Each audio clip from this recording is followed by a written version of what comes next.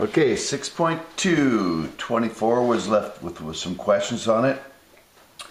Pi over 2, pi is 180, so pi over 2 is 90 degrees, and so we got to go 7 90s. So if I think of the unit circle, pi over 2 or 90, 2 of them, 3 of them, 4 of them, 5 of them, 6 of them, 7 of them. So I'm down here. And on the unit circle, down there, the coordinates of that point are 0 in the x direction and -1 in the y. That means the cosine of 7 pi over 2 is 0, and the sine of 7 pi over 2 is -1. And the cotangent of 7 pi over 2, cotangent is the cosine of the angle, 7 pi over 2, over the sine of the angle, 7 pi over 2. So that would be 0 over -1, which is 0. Okay, now it says give the 6 trig functions for 3 pi over 4 angle. 3 pi over 4, if I'm on the unit circle, pi is 180 divided by 4 is 45 degrees times 3. So 45, 90, 135. So it's there. That's where the triangle, 45-degree triangle sits here, has the same length in the x and y directions, only it's negative here. So we know that the cosine, and on a 45, 45, 90, if the hypotenuse is 1, the cosine of 3 pi over 4 has to be negative, where they're equal, -1 over the square root of 2 or negative square root of 2 over 2. Those are the same number, 0.7071, negative. And the sine is the same size, but it is positive. So the sine of 3 pi over 4 is positive 1 over the square root of 2 or positive square root of 2 over 2. Tangent is of 3 pi over 4 is just the sine over the cosine. Well, these are the same size, but sine is positive and cosine is negative, so it'll be -1. And it said do all 6 functions, so cosine has a co, so its reciprocal is secant. 3 pi over 4 is going to be the reciprocal of this, which is square root of 2 over -1, or negative square root of 2.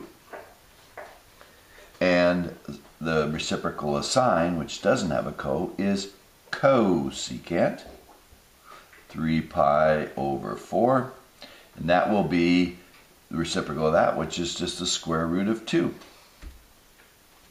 And the cotangent of 3 pi over 4 is the reciprocal of tangent, so that would be cosine over sine, which they're the same size, but they'd be negative, and so it'd be -1.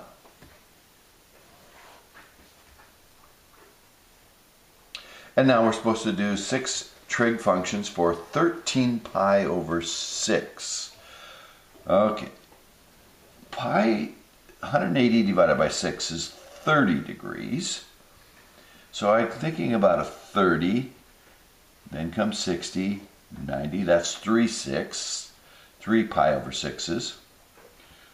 4, 5, 6, 7, 8, 9, 10, 11, 12, 13. I'm back to pi over 6. With a 30-degree angle in here, so that means there's a long leg and a short leg. and the long leg will be the cosine. So the cosine of 13 pi over 6 will be, and on this triangle the long leg is the square root of 3 over 2. The short leg, the y direction, is the sine of 13 pi over 6, and that will be a positive 1/2. So the tangent of 13 pi over 6 would be sine over cosine. The 2's will cancel and be 1 over the square root of 3. And if you multiply numerator and denominator by the square root of 3, you would get the square root of 3 over 3.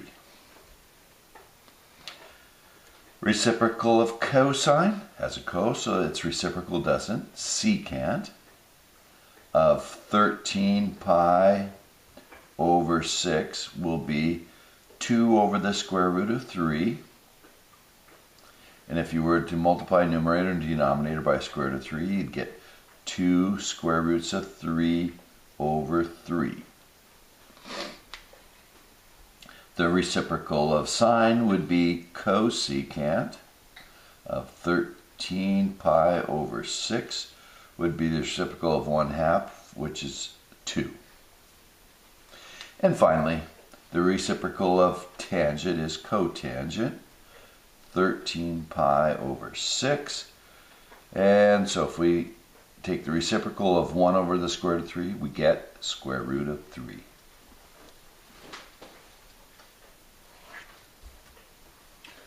Okay, so now it says, what if 5, negative 12 is on the terminal side of an angle? So if I were to draw a graph, 5, 1, 2, 3, 4, 5, negative 12, 1, 2, 3, 4, 5, 6, 7, 8, 10, 11, 12 is way down there.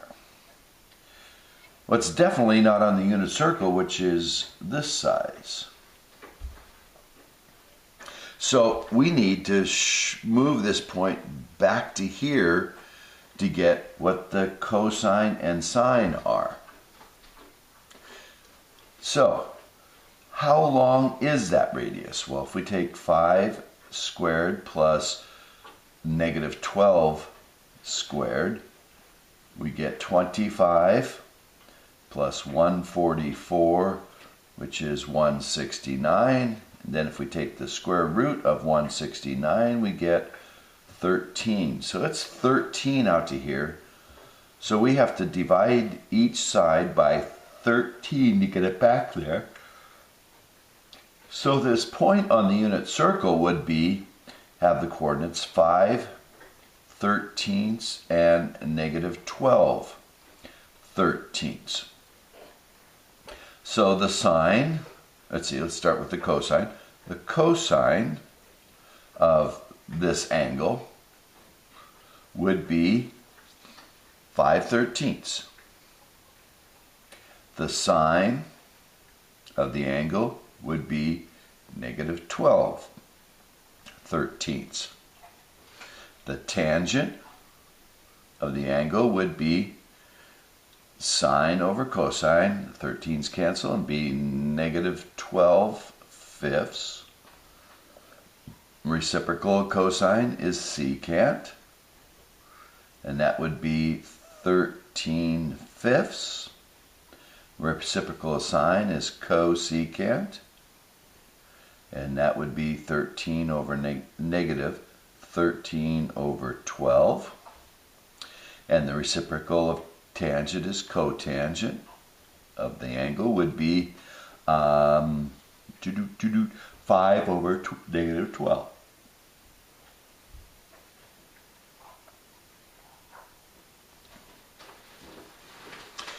Okay, so what if negative 2 is on the terminal side?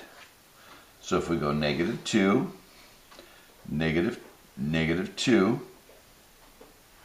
we're down here at this 45 below the x-axis, or at 225 degrees, 45. But two 2's out here in the unit circles, clear in here. So we have to divide by the radius.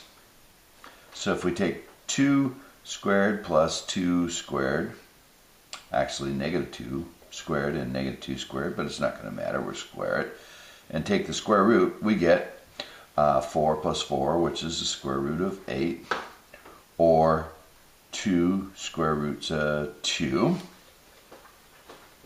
So we have to reduce that. So this point in here on the unit circle would be negative 2 over 2 square roots of 2, and negative 2 over 2 square roots of 2. Those simplify to be just what we know are the sine and cosine of 225, minus 1 over the square root of 2, minus 1 over the square root of 2, or we could write them as square root of 2 over 2. So the cosine of this angle would be negative 1 over the square root of 2, or negative square root of 2 over 2, same number. Sine of the angle would be also the same one, negative 1 over the square root of 2, or negative square root of 2 over 2. The tangent, which is the sine divided by cosine, would be a positive 1. And then if we go on to figure out the reciprocals, cosine's reciprocal is secant, and that would be negative square root of 2. Cosecant would be reciprocal of that, which is negative square root of 2. And the cotangent, which is the reciprocal of 1, is 1. And that's the stuff from 6.2.